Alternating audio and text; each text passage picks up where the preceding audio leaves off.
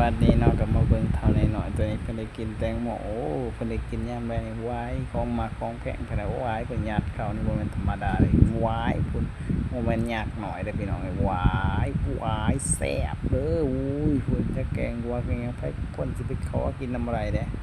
ไปขอกินแหน่เป็นไงน่ะนี่เอาเงินให้เป็นพันบาทหมอก็บ่เอาเลย พูนเพิ่นได้กินนี่ญาติเขาพูนเต้นเลยกินเข้าไปแล้วว้ายมันอย่างไงเพิ่นว่าอุ้ยแซ่บหลายคนไปขอนั่นไว้ให้เดี๋ยว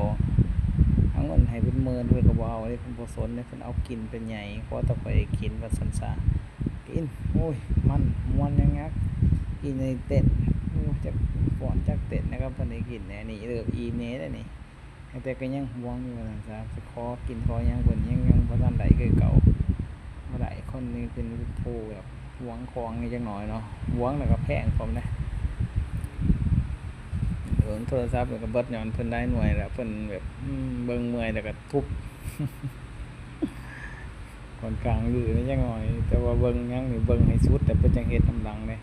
เพิ่นสิบ่เพิ่นเห็นหยังนี่เพิ่นสิเบิ่งเอาเฮ็ดจนสุดเฮ็ดปานเพชรเลยเฮ็ดหน้ายื้อหน้าหยีเบิ่งจนสุดแล้วก็เฮ็ดนำพี่น้อง เบิ่งเฮาเฮ็ดอันกินนี่แนวใดพอเอาออกแนวเอาใส่เฮ็ดเห็นเฮาเฮ็ดนำเบิดนะแต่ว่าบ่ค่อยระวังตัวเองจบสัปดาห์